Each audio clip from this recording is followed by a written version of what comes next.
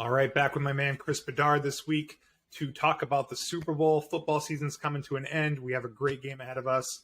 KC versus Philadelphia. It should be a fun one. We dig into the conference championship games, thoughts on the Super Bowl, some exciting storylines, talk about some gambling lines. It's a fun conversation. This is the Randy Forcier podcast. If you could do me a favor and subscribe to the podcast on Spotify, Apple, or YouTube, and then follow it on social media, on Facebook and Instagram, I would appreciate it. Thank you for your support, and thanks for listening.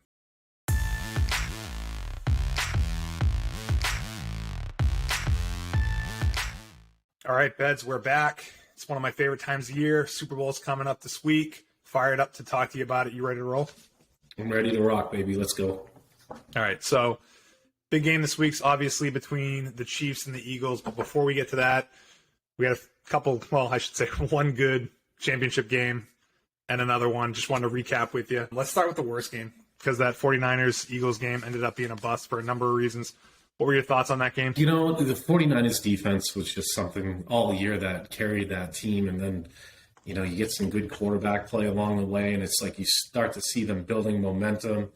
And it's too bad that they couldn't finish their season with their quarterback, you know? It's like I've had this battle in my mind about Jimmy versus Purdy, and it's like, how did that look? And, you know, the kid was I thought he played sort of average the last couple of weeks, so I was looking forward to seeing how Philly would play against them and if the defense of the Niners needed to carry them. You know, it just turned into just an absolute waste of a couple of hours. CMC played his tail off, which was cool. Yeah. I don't know. What'd you think? That Purdy thing had the potential to be a really good story, right? Like another Brady story, mirrored it a little bit with his late, being selected, last pick, I think, in the draft that he was selected. Obviously hadn't lost the game up until this weekend. So it had this potential for the Niners to go on and compete and ultimately win the Super Bowl, but it never came to be. Some people would say that their defense was the best defense left in the playoffs, best side of the ball left in the playoffs. So it's a bummer to see, them not make it to the next level. I was personally rooting for them to win. Who'd you want to win the game? Did it matter to you? You know what's funny, man, is I'm still a little bitter with the Miles Sanders thing in our fantasy football league. So it's like I actually predicted that the Eagles would win begrudgingly because I'm still mad at Miles Sanders. I actually thought they had enough to beat him. I mean, I had some people just, kind of trashing on me because of the Eagles' schedule this year. But, the Eagles have a couple weapons. They have a good quarterback. They have good running. Their defense is solid. So it's like I thought it had the makings of, just beating a good San Fran team with their quarterback. So I didn't get to see any of that. Random sidebar, Randy. What's up? Purdy gone 6 months. Does TB12 insert himself over there? I mean, that would be incredible. It would be insane. It would be insane. I mean, I know I talked about New England, and I don't want to bore our listeners with more Brady talk, but it's going to come up. Where is he going to go? It's going to be the summer of Brady, Well, 6 months is a long recovery time. I mean, 6 months from now is, what's that put us in the end of July, beginning of August? So, you don't want him coming back at that point and being their number one option. And I don't know that Trey Lance really is at this point. So I'm sure they're going to have a couple cups of coffee with bringing in some other people there because I almost feel like they're a quarterback away. Like you said, CMC had a great game. He had one of the best touchdown runs I've seen in a long, long time where he really just fought to get in there, took it through like a few guys. Debo, awesome receiver. I don't know how much Kittle has left in the tank. Their defense is obviously fantastic. I feel like they're a quarterback away from being real good. And Kyle Shanahan's a quarterback guy, so it's like he needs to have a good quarterback. I feel like something happens. I don't know if Trey's the man. I don't know. I don't really know. And it's like now Purdy's gone, so I don't want to reiterate what you just said, but if you're Tom, and it's like with the divorce situation and stuff, it's kind of sitting there where it's like, all right, I can still play football. I don't have that relationship thing sort of pulling at me, but he does have the kids, so it's like if Giselle's in Florida, does he want to extract himself now and be in Cali for, however long? That part's weird. Is. So that part's a little dicey, but it's like, man, now it's got me curious, and it would be an amazing finish. I don't know who else.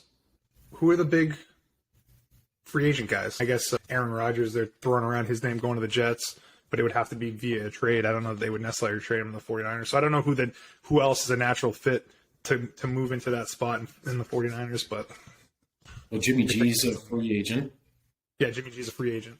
So So it's right now not it's like, just Trey and Purdy. And prior to this week, they said that the future was Brock Purdy. So that was a bummer to see him get injured like that early on, though, too. Because Josh Johnson came in, deer in the headlights, just that fumble. Yeah, it was really bad. it was really bad. It was just a bummer for him because I'm sure he didn't think there was any chance in hell he'd be playing today. I guess it's always possible, but just totally a little bit folded under the pressure, I guess. And Brock went back in, but he couldn't throw it more than 5 yards screen. And I mean, I think it was 4th and 5 one time, and they handed it off just like they had the previous 10 plays. And you can't win a game like that. It reminded me a little bit of Brissett when he hurt actually the game that you and I were at. Yeah, that home game on a Thursday. Jimmy went down, right? Mm-hmm. And then he hurt his thumb on a QB run the prior game. So yeah, it's like everything they were doing was handing off and running. I don't know why I circle everything back to the Pats. You're the biggest homer that I know. Yes. But yeah, unfortunate for them. But I'll say this, that CMC run had a little bit. Now, I don't want to compare it, but it has to be compared. Remember the Marshawn Lynch run? Yeah, it was like an earthquake when he was running. I mean, that was like double the length or maybe even triple the length of yards. Yeah, that was a very, very long run, but he kind of broke away from the crowd. Honestly, part of that, I'd have to look at him side by side, but I was very impressed by that CMC run. He took some hits, fought through it, took it to the end zone. And for that moment, I thought, okay, maybe this is a game. But then, Yeah, and then it ended up being what it should have. Mm-hmm. So did you see enough in the Eagles team coming into this game, the Super Bowl game, where you're like, I don't know how much they did against this Niners team, but then again, you can't discount the fact that the Niners D is awesome. So yeah, I don't know. Those are some of the random thoughts I have. Yeah, I mean, they probably have a better D than the Chiefs. Philly has some weapons. Jalen Hurts is good, man. I've liked him since he was in college. I'm glad to see him having the success that he's having. They have some really good receivers. Who was it that made that really, really nice catch down the left sidelines? I don't think it was Brown. Might have been Smith, but anyways, they have some playmakers on the outside, and then Sanders can do some stuff. Although I have that same love and hate relationship with him from fantasy over the years too. I think I traded him to you this year because I was done with him. Then he ended up having a great year till the championship. So yeah, -1 point, Randy, and you're welcome for my first round draft pick. I can't wait. It's gonna be don't mess it up. A good pick. Don't mess it up. I probably will. So, anyways, that game I thought was very boring. I couldn't wait for it to get done because the game that I was ultimately looking forward to most was the night game, that Bengals Chiefs game, which ended up being, it was a really dramatic game, I would say. Probably wasn't the best played game. Obviously, Mahomes hurt and a lot of penalties, a lot of weird stuff going on, but it definitely came down to the end, which was cool.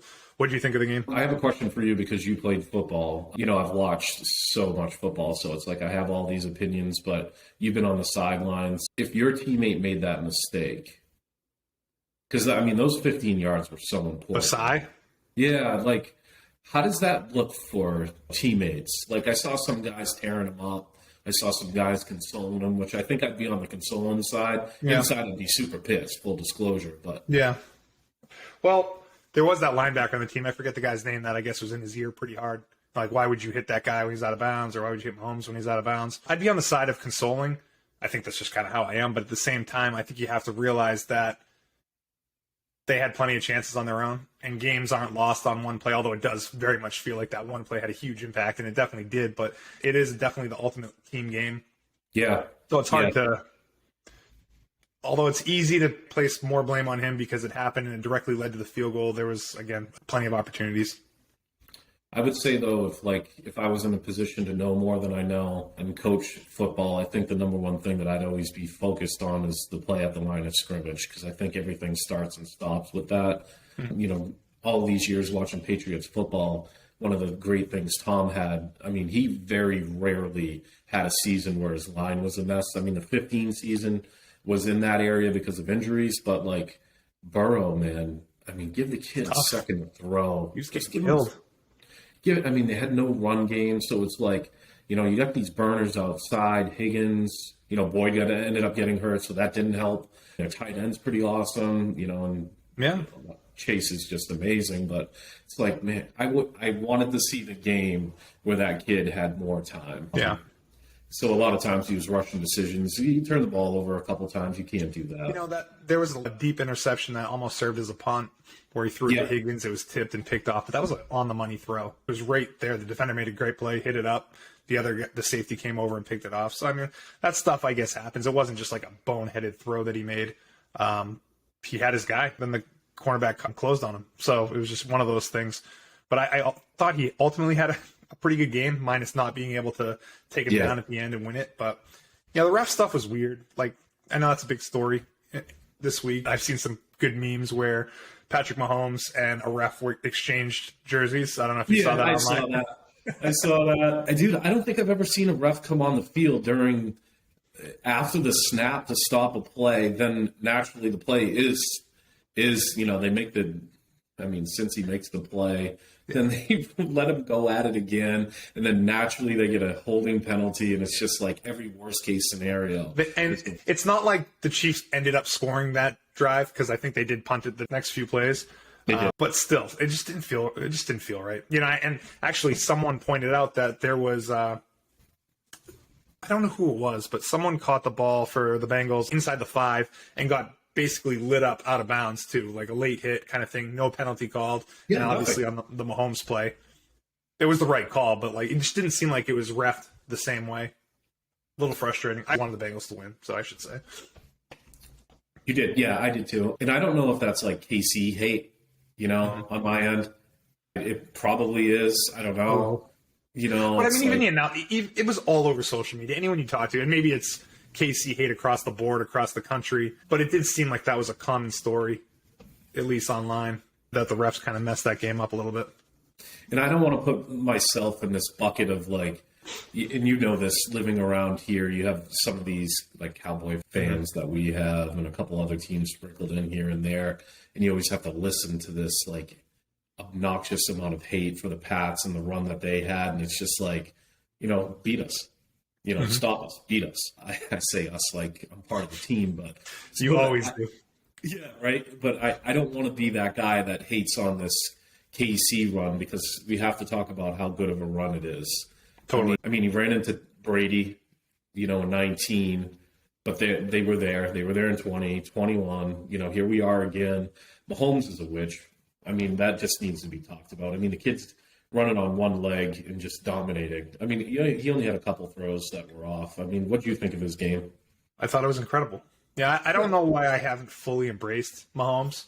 I would think that he's the kind of guy that I would really like. And I think I ultimately do, and I'll probably come around on him the further we get away from that Patriots time and the Brady stuff, because I think I'm probably like defensive of Tom, wanting him to be the GOAT, and Mahomes is clearly going down that path, which we'll talk about. But he seems like a good guy, good leader. What he did on that ankle situation was, from what I can tell, remarkable. That injury 2 weeks ago didn't look good at all, man. I was like, how the hell is he going to finish that game? And I was watching the game with Aubrey, and we were talking about how he's in, and I'm like, well, you know what? We've got trainers. They can wrap this up. Adrenaline's pumping. Like, he can maybe tough it out. But I'm like, I'll tell you what, tomorrow when he wakes up in the morning, that thing's going to be like a basketball, and there's no way he's going to play against the Bengals. Or if he does, it's not going to be effective at all. And honestly, he looked really good. Like, you could barely tell that his ankle hurt until maybe towards the end of the game. After a few runs, he was limping. But he looked way better than I would have ever imagined he could. His thing that I'm always impressed with is, like, his ability to throw on the run. Mm-hmm. I mean, if you watch, he makes the plays look so easy. So you almost take them for granted while you're watching them happen. But in some of these replays of him throwing on the run, I'm just like, man, he had just like 3 feet to throw that ball, and he threw it in the pocket. You know what I mean? He does it all the time, and it's just so impressive. I wanted to ask you a question since you brought up your little lady, Aubrey. Sure. I loved when Haley started watching games with me. Yeah. And then there was the layer of, hey, Dad, what did you think of this play? Where it was like she was starting to pick up on a couple of things. Mm-hmm. Is Aubrey there yet? She's totally there. Is she? She loves football. It's actually crazy. I don't know what it was that did it for her. She cheerleaded last year for football, and she was around the game a little bit, but I don't know that directly led to it. But something last year clicked for her, and ever since then, she's all about watching the game. I mean, she watched the end of the Bengals-Cincinnati game in her bed on her own. The next morning, the first thing she's talking to me about is a sigh, and she's like, he was crying a lot at the end on the sidelines. Like, that was her first thing to talk to me about that next morning. But she's all in on football, so she asks a ton of questions. I'm trying to enjoy it while I can. Girl dad, baby, let's go. Yeah, she's watching. Hey, she's watching you and she's mimicking you, so that's kind of cool. So it is cool. We have that in common. She's looking forward to the Super Bowl and watching that together. So we'll probably just lay low and hang and watch it, which would be fun. Nice. So, anyways, I mean, I guess the games were good. I always look forward to the championship weekend, right? 4 best teams playing 2 amazing games. One of them was better than the other. But now that it's over, that we only have 1 more game left. Football season's winding down, and a big game coming up this weekend. What are your initial thoughts on the game? Well, I brought up the line of scrimmage, which is a boring topic.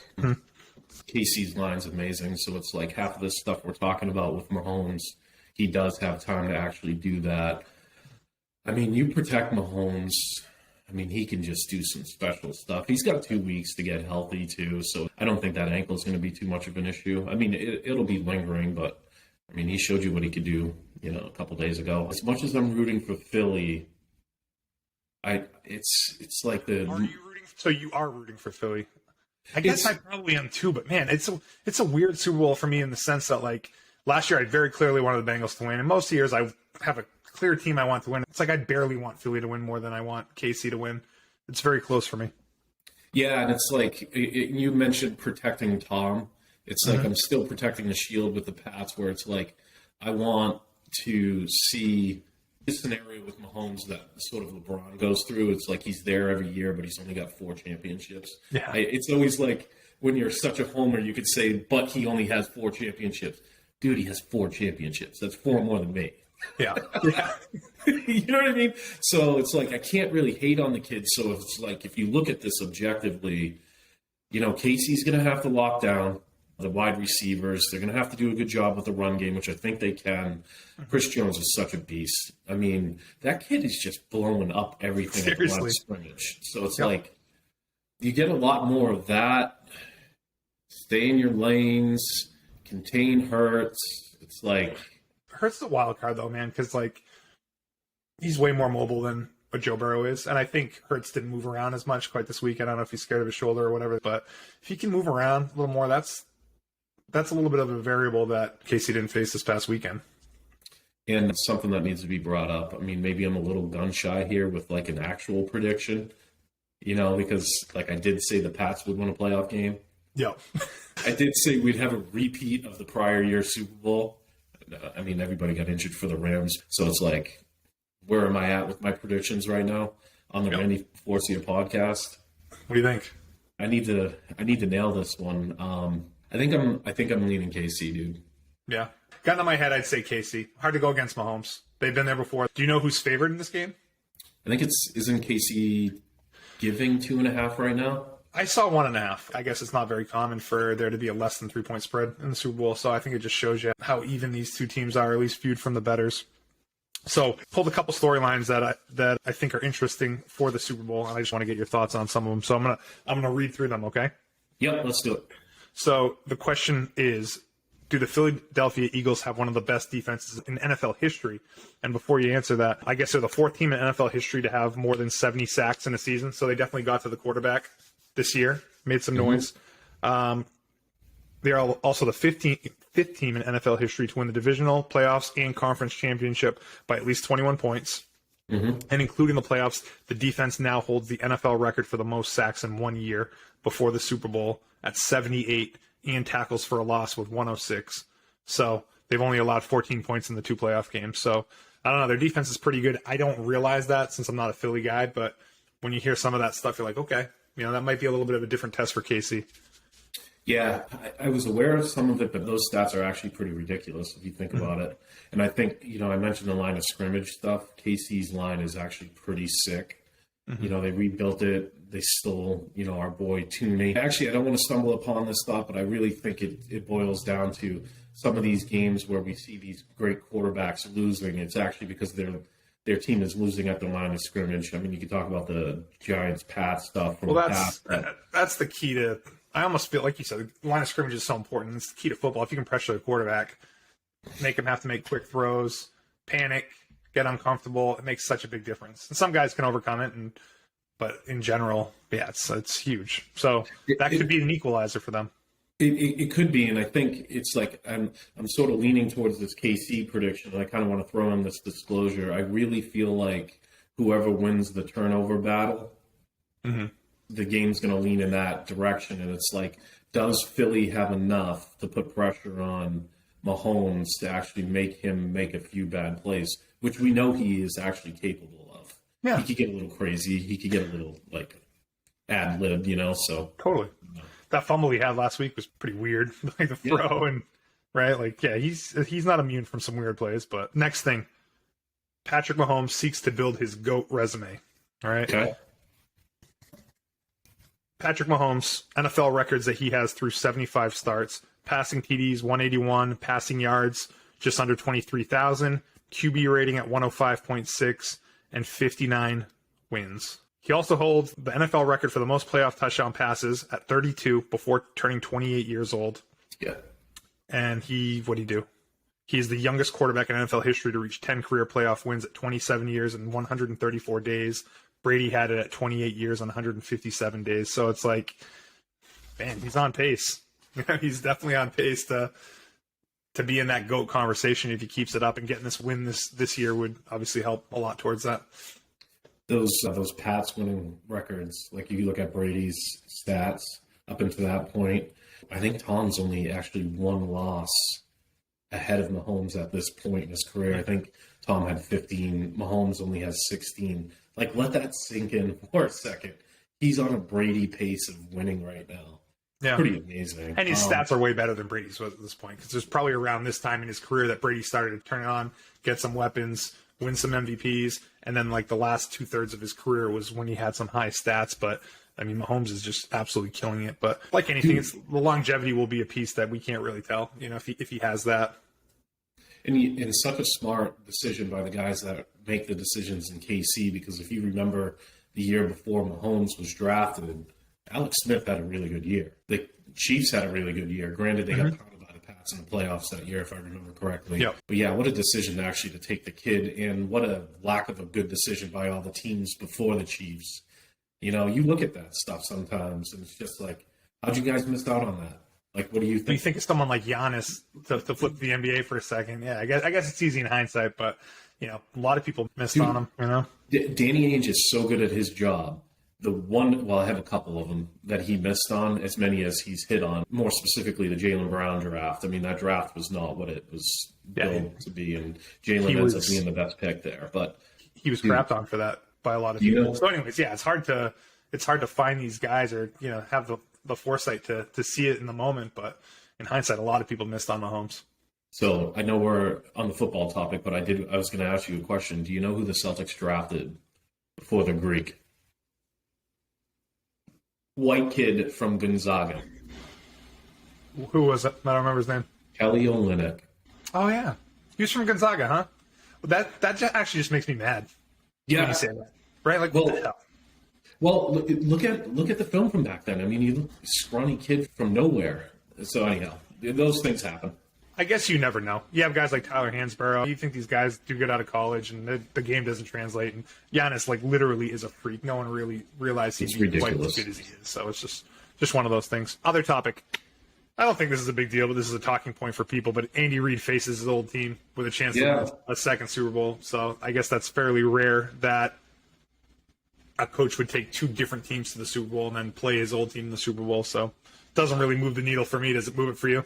No, not really. But I did think for a second, correct me if I'm wrong, I think he has 2 losses with the Eagles, right, in Super Bowls? He does have 2. Yeah, so kind of a nice resume being built here with KC. Older coach, too, so I'm wondering how that presses some of Bill's records at his age. But I didn't see anything about records, but I do hear these ideas of him being in that GOAT conversation for coach. I mean, he's been doing it for a long time. He's had some good teams, good success. Not that I think anyone's ready to say he's the greatest of all time. People have a lot of respect for him nowadays, and another Super Bowl win would certainly put him at a different level.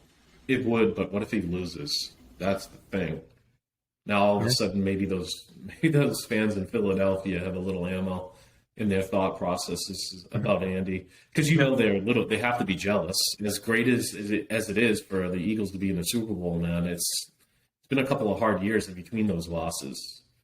Oh, definitely. definitely. So, I mean, granted, they did get one against us. they did get one. Which before we leave, I have a conversation around that one too. Kelsey Bowl. I'm sure you've heard about this a bunch since then. I kind of feel like this is going to be one of those stories that's beaten into our heads between now and the Super Bowl. First time two brothers on opposing teams have played each other in the Super Bowl. Thoughts on that? Thoughts on that? How cool, right? How cool. For the parents, for the family? Like, yeah, it's like the Harbaugh brothers coaching against each other. I was going to say that. Yep. Who do you root for? You know what I mean? Well, it's awesome. I mean, Travis already has one. So I guess Jason... Is Jason on the Philly team that won against the Pats? I don't know that he's been in the league quite as long. I don't think they both have a Super Bowl, but I guess maybe you'd want your son that doesn't have one to have one. Yeah. Either way, it's like, how do you judge any of that? You know, the Travis conversation, a lot of Gronk, Kelsey conversation lately.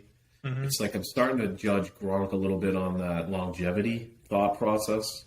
You know, not to pull it away from the brothers, but like, Kelsey's, he has to be in the conversation, right? I mean, well, people are ready to say he's the best pass catching tight end. And Gronk was a great pass catching tight end, but Kelsey's really good, man. Like, you think about the fact that they lost Tyreek Hill this past year, and you think that everyone's going to focus on shutting down Kelsey, which some teams have, but he still put up unbelievable stats. I mean, here they are still going to Super Bowl without Tyreek Hill. It's remarkable. So the knock against him would be his blocking, which Gronk, I think everyone would say is a superior blocker, and maybe is enough of a superior blocker to say he's the best overall tight end still. But Kelsey is certainly moving in that direction, man, and he still has a little bit of gas in the tank.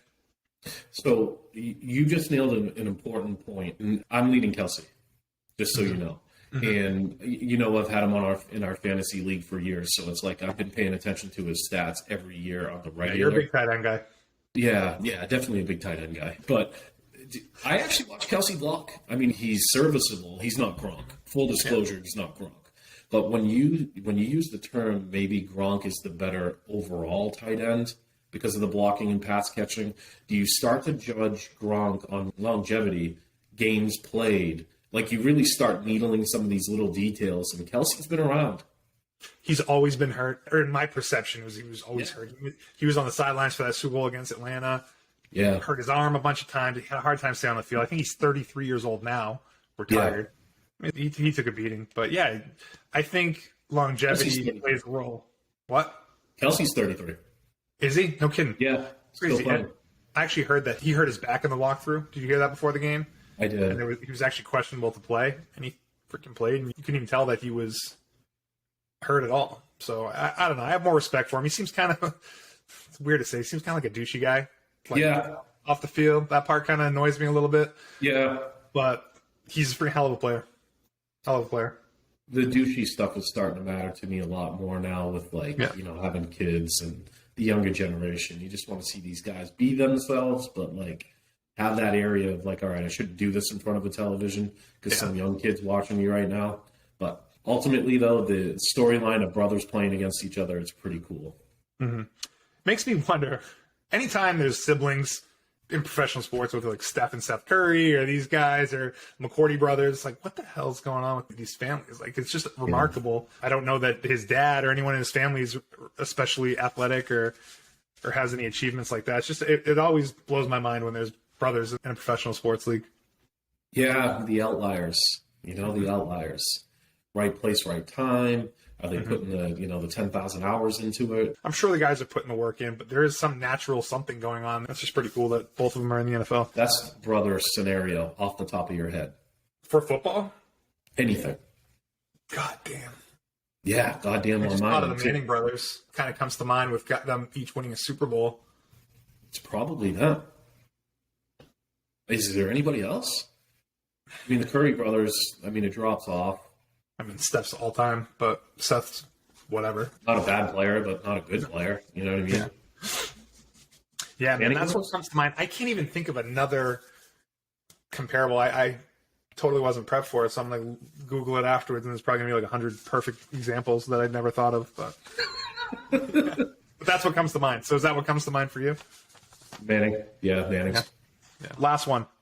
First time two black quarterbacks started in the Super Bowl, which I was personally surprised by. And I think they get sometimes thrown into this bucket, too, of like mobility is attached to that label. Mm-hmm. And actually, I was thinking about it today as I was kind of prepping to myself for a few minutes with some thoughts. And I'm like, man, there's just so many comps of throwing quarterbacks, both colors, where it's like pretty amazing scenario where you have two black athletes, playing quarterback in a Super Bowl. And I'm surprised it hasn't happened yet. But then I think the next tier to it is like, it's always this label of like running and, they can't be pocket passers and stuff like that. And it's like both of these guys, Hurts runs a lot more than Mahomes, but man, both of these guys are really, they could throw dimes.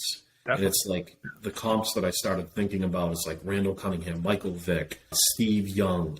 Like, who never gets talked about for his mobility is Josh Allen. So it's like Josh Allen has a lot of Hurts in him. So it's like, all of that stuff that sort of becomes the secondary narrative of black quarterbacks. It's like, I just want to appreciate it. It's pretty amazing how they play just in general. Yeah. I don't know if you have any of those. Mahomes is. I don't even think of Mahomes as a mobile quarterback this point. He obviously is, and he can make plays with his feet. But to me, he's just a complete great quarterback. Yeah, and it's like Hurts. Although he can take off, and at any moment, it's like, man, that kid throws dimes too. So definitely. It's like I feel like that's the quarterback moving forward, regardless. You know what I mean? Yeah, I heard something funny that 2 Carson Wentz backups have now taken Philly to the Super Bowl, but not Carson Wentz. Because Hurts wasn't drafted as like the guy in Philly. He was drafted as Wentz's backup, which still kind of blows my mind that he was even drafted where he was. And I had such high hopes for him, so I was happy to see his success. I wasn't surprised to see his success, but he was definitely intended to be a backup to Carson Wentz. Yep. Yeah. Major storyline if you think about it. Yeah.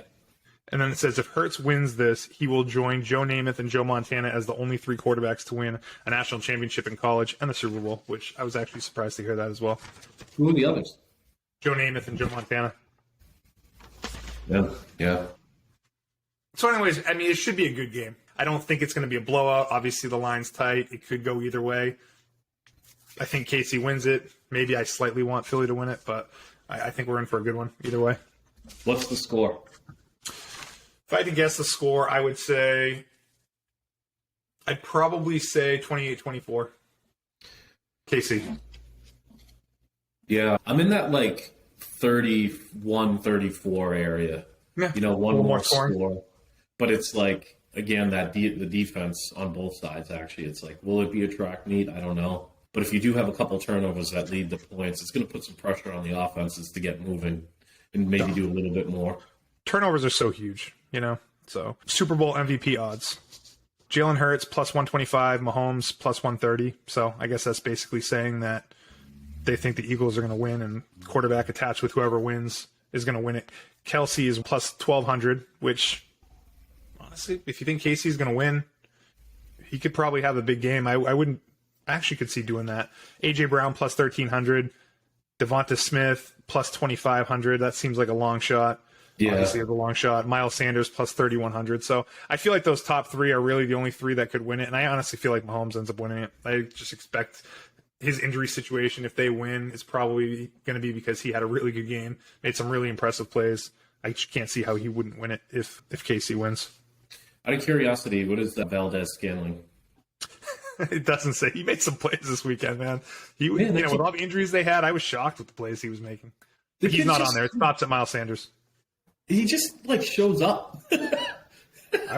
I was really impressed by him. They were losing guys left and right, and he was making plays down the field. I'll tell you what, whoever's listening to this that's a degenerate gambler, if you have $100 to throw away, which apparently you do because you gamble, put it on that kid, just for the hell of it. That would be freaking insane if he won the MVP. That'd be like not even on the board. Bet to score the first touchdown, Kelsey's plus 750, Jalen Hurts plus 800, Miles Sanders plus 850, Pacheco plus 850, Brown plus 1,000. So, yeah, any of that. I could see Miles Sanders scoring that first touchdown. But those are all kind of bunched up, so it's really just a little bit of a crapshoot.